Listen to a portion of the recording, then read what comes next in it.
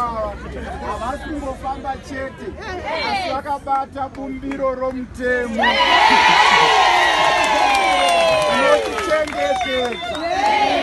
Ngaitange nekuti mapurisa ari pano, bumbiro iri ndoratisvitsa pano. Tinoda kuti kodzero dzevanhu ava dzichengetedzwe. Musanyadzise purezidendi wenyika nekuita zvinhu zvisina maturo zvingatadzisa nyika ino kuti ibudirire, ikwe futi chiseko cheimwe nyika. Takaona minista welebha zuro uno akati kana pane mupurisa ari kutadza kuitedzera bumbiro romutemo, musamirire, itai citizen arrest.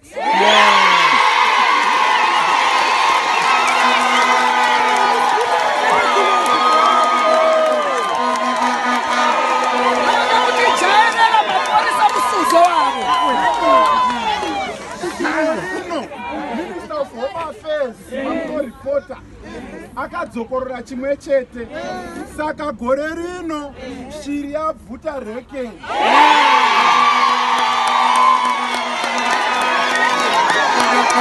Tanga ndechekuti tichavatanga nekuvaudza kuti uyu murume anonzi Makore hatichavimba naye.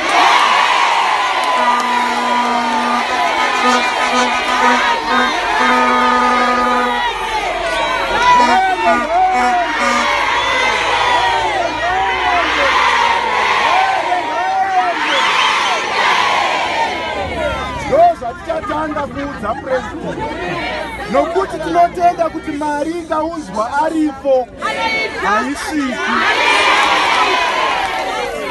Saka tichaudza president kuti inimi president mungaita president rudzii kana vashandi vachishungurudzwa nokuda kwavanhu vashomanana. Nyika ingaita nyika rudzii inonzi inotadza kubhadhara vanhu 1000 something pakoriyari.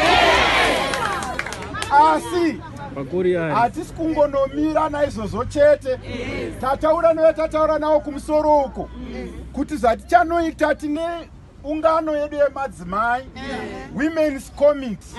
Tikurara taitaurira nhasi kuti batanai nemamwe madzimai ese mabato anoita zvemadzimai. Hatisi kutaura zvemapolitical parties nokuti hakuna munhu anogona kutora kadhi rake rachairman kana secretary opinda maokei otenga naro kana matm otenga naro kuti ndini ward chairperson. This is despite the varying adverse weather conditions. It has been hot, cold and wet, but they have continued with the struggle. It all started when one woman ran out of food to feed a child. She had given the little remaining food to the child to enable the child to go to school. When some of her friends visited the woman, they found her weak and almost collapsing due to hunger. She told them that she was not ill, but had no food and cannot even afford porridge. This angered the women, and they took a decision to confront company management over their husbands' salaries. The women's anger also coincided with management's announcement to suspend all salary payments until July 2018. The women started mobilizing the community using social media, and this resulted in a full-blown demonstration against Hwange colliery management. Hwange colliery workers have not been paid their salaries for 4 years and are owed in excess of $70 million. As a result, they cannot access medical care, education, and any other services that require money. The majority of the workers have defaulted on contractual payments for residential stays, insurance, and other obligations. Besides that, there is also a high level of victimization of workers if workers ask for their salaries or anything related to their conditions of service. Hence, the resolve by their wives and the community to demonstrate on their behalf. Despite being a default, the management was acting arrogantly and refusing to meet the striking spouses, and had the temerity to approach the courts to try to force the police to disperse the strikers. To add salt to injury, the management unilaterally deposited an average of $200 in the accounts of the workers. On 2 February 2018, the ZCTU sought the intervention of His Excellency President Idim Nangagwa, but his envoy, Home Affairs Minister Obed Timpof, failed to solve the matter. We believe the President should have sent the Labour Minister instead of a minister who is responsible for the police. Eventually, under pressure, on Sunday, 11 February 2018, they called what they termed an all-stakeholders meeting, in which the ZCTU was represented. The meeting was attended by the Workers' Committee, trade unions, retired employees who are owed money, representatives of demonstrating women, widows of former mine work employees, retired former managerial employees who are also owed money, pensioners, and Ministry of Labour, the police and ZDF, and Chief Shana of Hwange. Mine management indicated that they owed creditors 352 million, including the 70 million they owe workers. They indicated that they did not have funds to pay off what was owed to workers, but could only pay through financing from production. Management reiterated that the only way out of the financial situation the company was facing was through the scheme of arrangement. However, problems were noted during implementation of the scheme of this arrangement, which had resulted in the workers and their stakeholders demanding what is owed to them. At the meeting, workers indicated that due to non-payment of salaries, their children were not going to school or universities. They did not have medical care. They faced evictions from company accommodation, and there was hunger and starvation in their homes. There was generally uncertainty due to non-payments of salaries, pensions, and retrenchment funds. The ZCTU delegation, together with the women representatives, retrenchees, and all other groups, walked out of the meeting as it was felt that management was not being sincere. Certainly, there is a humanitarian crisis in Hwange, and therefore the ZCTU demands that the entire Hwange colliery mine management should resign immediately as they failed dismally to run the company. Government should institute a commission of inquiry and a forensic audit, as we believe siphoning of resources is the order of the day at the company. The parliamentary portfolio committees should also institute their own investigations, the one on public finance, the one on mines, and the one on labor and social welfare. All conditions of work benefits that were arbitrarily withdrawn must be reinstated. The company must repossess and manage the colliery hospital. The medical health and care institute should not be privatized, especially where workers are not being paid. The company should withdraw immediately its court application to bar the women from demonstrating, as it was their constitutional right, and letters of eviction be withdrawn. I may advise members of the press that tomorrow the matter is going to be heard at the Royal High Court. The women have vowed to continue with the demonstration until management offers something which is substantial in the form of a lump sum payment of $10,000 and not less than $5,000 for the 36 months in arrears. The workers are owed varying amounts from $12,000.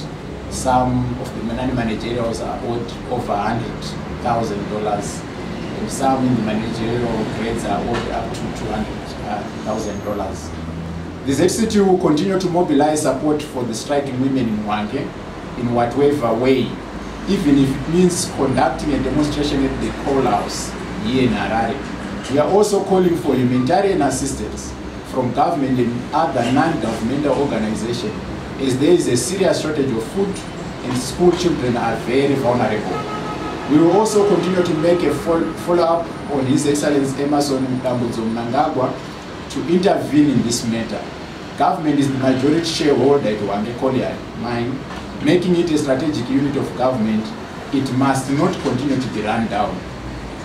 ZCTU noted through evidence gathered that the colliery mine was fraught with high incidences of corruption, nepotism, and blatant violation of workers and trade union rights.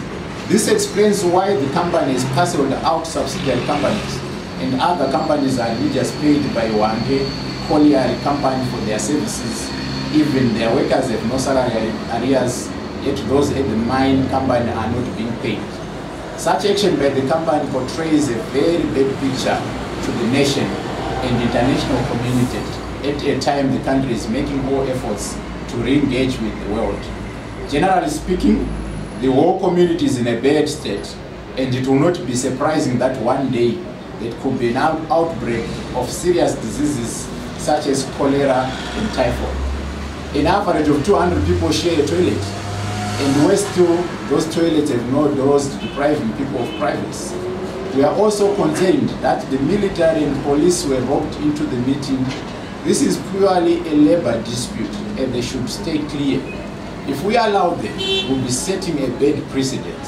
Let me end by pointing out that this is not the first time spouses of Hwange colliery employees have demonstrated. They did the same in 2013 over the same issues. About 100 women at that time walked 20 kilometers to the general manager's office to demand their husbands' salaries. They were brutally beaten up by the riot police. We are hearing about the new dispensation, and it has now become a real song jingle. But for us, and let me say what the women and the workers in Hwange were saying. They said we will understand that we are in a new dispensation if we can open our kitchens and we see food on the table. We will understand that we are in a new dispensation if our children can go to school not barefooted but wearing school shoes. If they can go to school not on empty tummies, if they can go to school and get everything that they need, that they deserve from their parents to attend school effectively. So when you talk to people in Hwange, the workers and the women who are demonstrating, they feel that they are living in another country. They are marginalized. They feel that the tide about the new and the vibe about the new dispensation is something that is talked about elsewhere and not in Hwange. But if you look at the broader picture, looking at the labor movement as a whole, we generally believe that there's nothing for us without us. The new dispensation, we are hearing about it.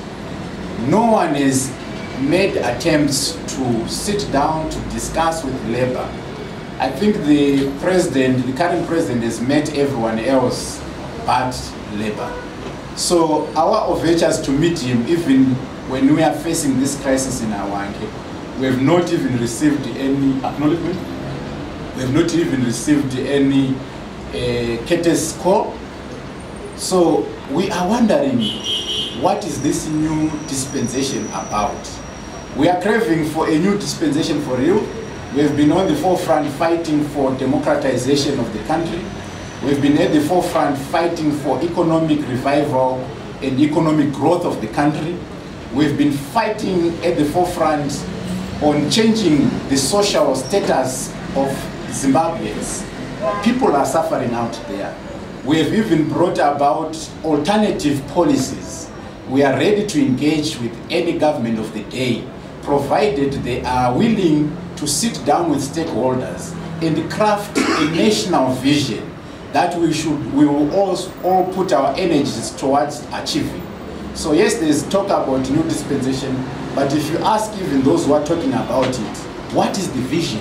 What is it that we have agreed to achieve? Is that vision shared? Are we talking about that something that is inclusive? Does the people in Binga understand what this new dispensation is about? Does the people in Boera understand that? Do the people in Hwange Valley, people in Rwanda, understand what we are talking about? So these are the critical national issues that we must talk about. We mustn't just romanticize and fantasize on critical national issues like turning around this economy. It needs everyone. It needs a shared national vision. So we are going to engage them, but we believe so far they have not fared well in terms of an inclusive approach to include everyone in coming up with a national vision and a national strategy. Don't eat political grandstanding. We don't need rhetoric, political rhetoric at the moment. We need a leadership that is serious about addressing the serious national challenges that the country is facing. So it's everywhere, it's widespread. But if you then visit places like Hwange, you'll tend to feel that for over a period of years, these 37, 38 years from independence, that area has been neglected.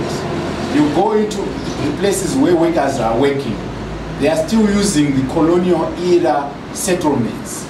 They still share toilets, 100 families, 100 households sharing toilets. In some instances, 3 people using the same toilet. There's no water and ablution facilities to talk about. The toilets are not flushed, and it's in a mess. If you look at the houses that they are sharing, they are living in squalid conditions. You wonder whether they are part of the Zimbabwe that got independence in 1980. And those are critical issues that we must be talking about.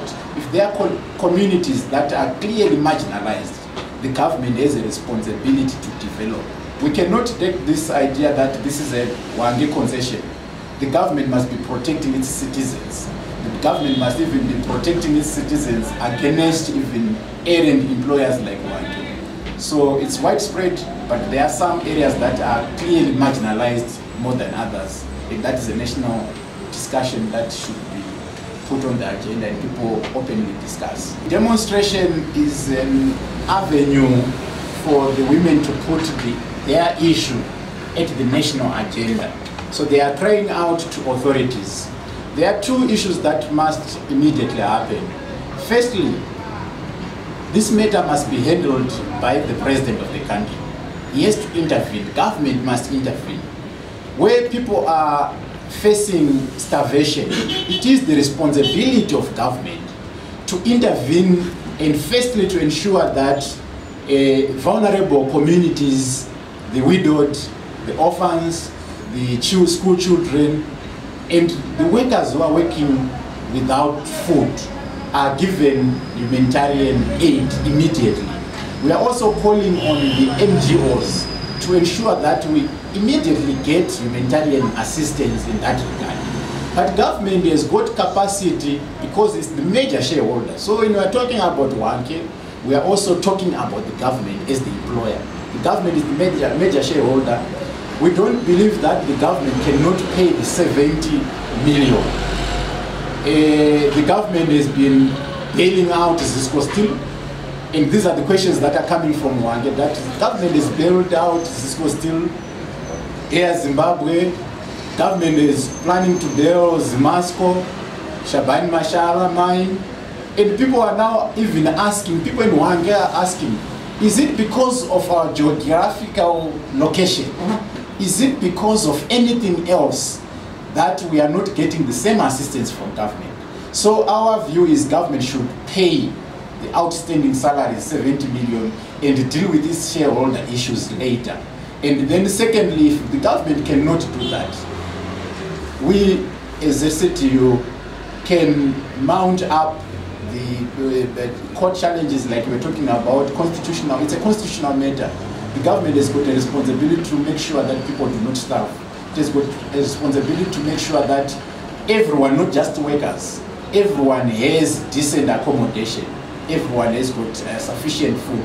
So we are also able to take the government to on a constitutional court challenge. But that takes long. People are suffering. The government should intervene and pay the workers like they've done in other companies. For these and other stories, visit our website www.263chat.com. Follow us on Twitter @263chat and like our Facebook page 263chat.